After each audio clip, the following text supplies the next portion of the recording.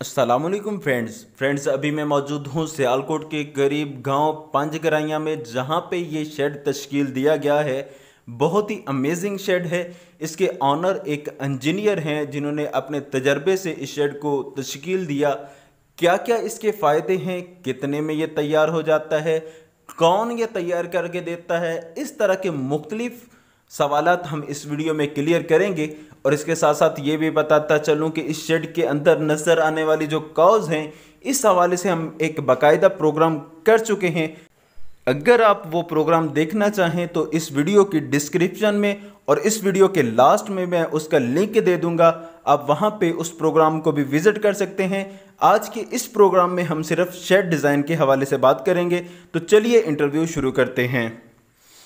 अस्सलाम वालेकुम। वालेकुम अस्सलाम। सर कैसे हैं आप? ठीक है अल्हम्दुलिल्लाह। अच्छा सर बताइएगा कि ये शेड स्टील प्लेट से बनाया गया, लेंटर या कोई और शेड क्यों नहीं?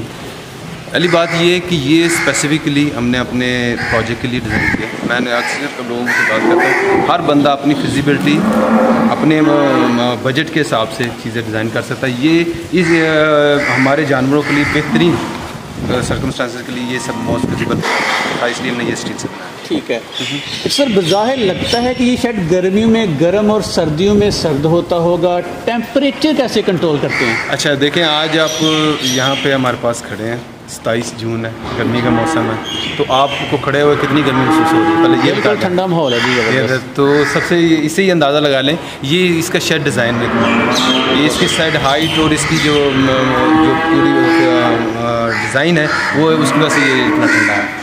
तो इसलिए ये प्रॉपर्ली डिज़ाइन किया, क्योंकि इसकी हाइट बहुत ज़्यादा है। इसका जो डिज़ाइन का जो सिस्टम आपने देखो, यहाँ पे इसके ऊपर यहाँ पे वो स्टार बनी है जो कि चिमनी इफेक्ट देती है। जी। उससे जो होता है ना, गर्म हवा नीचे से ऊपर दिखती है, जैसे छोटे होते हम फिजिक्स में पढ़ाते थे, और गर्म होकर बाहर निकल जाती है और उसकी जगह ठंडी हवा नीचे ले लेती है। क्या ये शेड आम भैंसों और गाय के लिए भी कारामद है या सिर्फ हॉल्स्टीन फ्रीजियन के लिए मखसूस है? अच्छा ये देखें, ये शेड किसी भी के लिए बन सकता है, लेकिन उसके हिसाब से उसका बजट का, क्योंकि हॉल्स्टीन फ्रीजियन में ये बजट सूट कर देता है। दूसरी बात ये, इसकी हाइट बहुत ज़्यादा है। ये इसकी हाइट बहुत ज़्यादा होने की वजह से, जैसे सियालकोट में हम खड़े हैं, सियालकोट में जनवरी दिसंबर एंड मिड दिसंबर से लेकर एंड जनवरी तक काफ़ी टेम्परेचर हाई हो जाता है। तो मैं एग्जैक्टली सेम डिज़ाइन उसके लिए भैंसों के लिए रिकमेंड नहीं करूँगा, तो ये काफ़ी ठंडा हो जाएगा। तो अच्छा सर, इसमें यह बताइएगा कि अगर कोई 60 गाय रखना चाहता है तो उसके लिए कितनी लंबाई चौड़ाई वाला शेड होना चाहिए, और उसकी ऊंचाई भी बता दीजिएगा, और इसके अलावा कितनी जगह शेड के अलावा रिक्वायर्ड होती है? अच्छा मेरी बात सुने, देखें अगर अगर आप शेड देखें तो हमारे यहाँ पे खुली सिस्टम नहीं है। यहाँ पे फीड जो ना फीड प्लेट्स है और उसमें प्रॉपर बड़े रास्ते बने हुए हैं। तो अगर एग्जैक्टली इस डिज़ाइन में आप बनाना चाहते हैं ना, तो असल इसका जो फ़र्क पड़ेगा वो पड़ेगा इसकी लेंथ में। चौड़ाई इसकी एक स्टैंडर्ड होती है, चौड़ाई इसकी 100 फीट ही होती है। अगर एग्जैक्टली ये चीज़ बनाना चाह रहे हैं आप, जिसमें क्यूबिकल हो, जानवरों को बैठने के लिए उसकी प्रॉपर मूवमेंट हो, तो आप जितने जानवर रखना चाहते हैं उतनी आप लंबाई करें।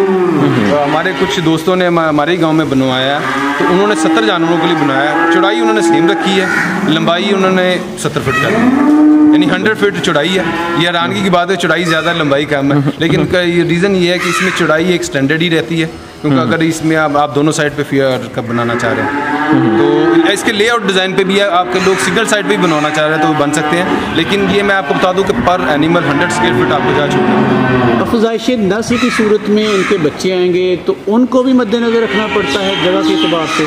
नहीं, वो उनको लिए डेफिनेटली मद्देनज़र रखना पड़ता है, लेकिन मैं आपको ये बताऊँ कि आप अगर कहें कि उनको सेम उनकी रिक्वायरमेंट नहीं है उनकी, और ये शेड जो होता है ना, ये जो बड़ा शेड होता है, ये बेसिकली बड़े जानवर के लिए डिज़ाइन होता है। उसके लिए हमें सेपरेट छोटा सा कोई ना कोई बनाना चाहिए, क्योंकि इतनी महंगी जगह पे उनको रखना वो सूट नहीं करता, और उनकी रिक्वायरमेंट भी अपनी होती है। मैं आपको बताऊँ, क्योंकि सब विंटर में उनका क्लोज होना उनको करना पड़ता है। इनका इवन सर्दियों में हॉल्स्टीन फ्रीजियन के जानवर के जो बछड़े हैं, जो और बछड़ियाँ स्पेशली हीफर हैं, वो 6 और 9 महीने से जो कम है उनको काफ़ी ज़्यादा सर्दी लगती है, तो वो उस हिसाब से हमें करना पड़ता है। सर ये बताइएगा कि इसकी ऊंचाई कितनी होनी चाहिए? चौड़ाई तो बता दी आप हमने। मैं ऊंचाई देखें, इसकी जो मिनिमम साइड पे जो आप देखेंगे तो वो है 18 फीट, 18 से 19 फीट, और दरमियान में जाते जाते ये 35-36 फीट तक चला जाता है। सही। हाँ, सेंटर में। अच्छा ये बताइएगा कि इस शेड को त्रिकोणीय शक्ल में क्यों बनाया जाता है? अच्छा, ये मैंने आपको पहले कई बार ये सवाल पूछा गया। मैं आपको बताऊँ, ये पूरी की पूरी इसकी हम फ्लूइड डायनामिक्स का जिक्र करते हैं, कहते हैं जो कि कूलिंग फैक्टर है। जैसे छोटे होते हुए मैं आपको फिजिक्स में बताया कि जो कोनी बनाने का मेन मकसद ये है कि गर्म हवा जब ऊपर उठती है ना, तो ये त्रिकोणीय होकर ये डायरेक्शन करके सेंटर में जाती है। सेंटर में इसके इसका जो चिमनी इफेक्ट के साथ गर्म हवा बाहर निकलती है, इस लिहाज से इसको त्रिकोणीय किया जाता है। अच्छा ये बताइएगा कि जैसे ये तो एक शीट का बना हुआ है, तो आंधी और तूफान से इसे कोई नुकसान तो नहीं हो सकता? अच्छा देखिए, अगर हाँ, ये एक आपको फुली इसका वो स्ट्रेस लेवल कैलकुलेट करना पड़ता है। आपने इसकी देखे होंगे कि ये मैं आपको ये बताऊँ, ये पिलर्स जो हैं ये ज़मीन से तकरीबन 6-7 फीट नीचे हैं और काफ़ी हैवी ये कंक्रीट इसमें पड़ा हुआ है। ये पूरे के पूरे इसके बेस पे खड़े हैं और इसके ऊपर के जो कॉलम्स हैं, ये जो गार्डर है, आप इसको कॉलम साइड के जो गार्डर हैं, ये भी इसकी स्ट्रेस फुली कैलकुलेट की हुई है, तब या जाके अगर ये स्टेबल रहता है। ये बताइएगा कि ये स्टील प्लेट वाले शेड जो है, इनमें भी कुछ अक़साम होती हैं? बिल्कुल होती है जनाब, वो स्टील प्लेट वाले एग्जाम होती हैं, क्योंकि बहुत ज़्यादा डिफरेंट टाइप के मटेरियल आपको मिल रहे होते हैं। तो आपको वहाँ पे जाके बेस्ट अपने लिए अपने हिसाब से, अगर हाइट कम है तो आप दो जिसे कहते हैं आप लो स्ट्रेंथ वाले भी रख सकते हैं। अगर हाइट ज़्यादा तो आपको हाई स्ट्रेंथ के स्टील इस्तेमाल करना है।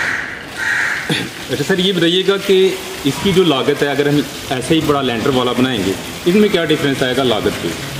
लागत में नहीं, देखें लेंटर वाला जो है ना, वो तो बेसिकली लेंटर वाले तो आप सुन के जानोगे बहुत कम बन रहे हैं आजकल। वो स्लैब्स वाले लोग बना रहे हैं, स्लैब वाले बन रहे हैं। स्लैब और इसकी लागत में बहुत ज़्यादा फ़र्क नहीं होता, तकरीबन ये करीब एवरेजली पर स्क्वायर फीट में। अच्छा, तो सर इसकी जो एक्सपायरी है वो कितनी होगी? अच्छा, इसकी एक्सपायरी का ये आपके मटेरियल की क्वालिटी पे डिपेंड कर रहा है, लेकिन जो एवरेजली जो लोग 25 से 35 ईयर तक। अच्छा, तो सर आपने जो इस शेड की जो रोशन पहलू हैं उन पे तो रोशनी डाली है, क्या इसके कोई तारीफ पहलू भी हैं? तारीख पहलू इसका यही है कि इसकी लागत बहुत ज़्यादा है, ये इसकी तारीख पहलू है, और इसकी क्या तारीख पहलू कोई भी नहीं। सर, इस शेड के बारे में कोई मज़ीद और मुकम्मल रहनुमाई हासिल करना चाहे तो कहाँ से करे? देखिए, ये आपको प्रॉपर यहाँ पे कोई इंस्टीट्यूट तो है नहीं है, कंपनियाँ भी प्रॉपर नहीं है कि जो आपको पूरी गाइड करें। उसमें रीज़न ये है कि आपको जो ऑलरेडी लोग बने हुए हैं उनसे आप कॉन्टैक्ट करें, और अच्छे जो जैसे कहते हैं ठेकेदार हैं जिनका बैकग्राउंड अच्छा है, उनके बनाए हुए शेड्स अच्छे आपको 5-7 दे। ये ना हो किसी को वो दिखा दे, वो चेक कर लीजिए कि उन्हें नहीं बनाए हुए हैं, तो उन्हीं से बनवाए। ये पाकिस्तान में ये फुली ऑर्गेनाइज सेक्टर नहीं है फिलहाल। अच्छा, तो ये तो बंदे को बड़ी परेशानी का सामना करना पड़ेगा, रिसर्च करना पड़ेगी, प्रॉपर बंदा ढूंढना बड़ा मुश्किल होता है। कहते हैं खुदा मिल जाता है, अच्छा बंदा मिलना बहुत मुश्किल होता है। लेकिन बात सुनिए, तो कोई सुराग देना हमें। नहीं, सुराग ऑलरेडी देखें जिन लोगों ने बनवाए हुए हैं, लेट्स सी कि अब हमारे पास आए, हम ज़रूर आपको 2-4 का गाइड करेंगे, लेकिन वो सिलेक्ट आप खुद कर लीजिएगा। तो और भी जिन लोगों ने बनवाए हैं उनसे आप ले लीजिएगा। सर, आप क्या कंट्रीब्यूशन कर सकते हैं इस सिलसिले में? चले, अगर कोई हमसे प्रॉपरली पूछेगा तो हम जो भी उसको गाइड कर सकते होंगे हम ज़रूर करेंगे। सर, एक मरतबा लोकेशन बता दीजिएगा कि कहाँ पे आके ये फॉर्म कोई देख सकता है या आपसे रब्ता कर सकता है शेड के लिए? सर, रब्ते के लिए तो मेरा फ़ोन नंबर है, बाकी फॉर्म जो है मैं बताया नहीं कि ये तहसील सियालकोट में ही है, ज़िला भी सियालकोट है, और ये उसके पास बड़ा अड्डा बडियाना, उससे 4 किलोमीटर साउथ में। सही। अच्छा सर, ये बताइएगा कि साहब ने आपने ये शेड में ये ऊपर टैंकियाँ भी लगाई हुई हैं, इसका क्या पर्पज़ है? अच्छा, ये टैंकी बेसिकली पानी की हैं, तो जो पानी इनको पीने के लिए जा रहा होता है ना, वो वक्ती तौर पे यहाँ पे होल्ड करते हैं, तो और कोई स्पेशल इसका नहीं है। बेसिकली वो फर्ज करके लाइट चले जाए कुछ देर के लिए होल्डिंग पॉइंट है, और कोई इसका स्पेशल। इसी से मिलती जुलती बात ये भी बता दें कि ये पंखे कितने फासले पर किस एंगल से लगाए जाते हैं? अच्छा, ये बड़ा अहम टेक्निकल सवाल है, और ये बल्कि मैं स्पेसिफिक इससे भी मैं आपको टेक्निकल को बताऊँ, इसकी डायरेक्शन से भी अहम है।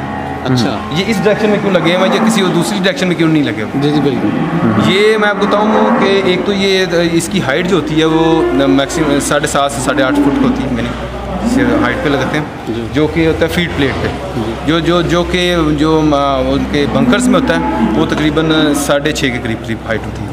दूसरा ये है कि इसकी डायरेक्शन सबसे अहम है, क्योंकि जब हम कंस्ट्रक्शन कर रहे थे ना, तो उस वक्त हमने ये एक चीज़ करते थे कि हम सुबह अपना जो मेरा यहाँ पे सुपरवाइज़र था और मैं भी मौजूद होता था, हम सुबह 9 बजे, दोपहर 12 बजे और दोपहर 3 बजे हम थोड़ी सी कोई आग वगैरह जलाते थे, उसका धुआं की डायरेक्शन देखते थे।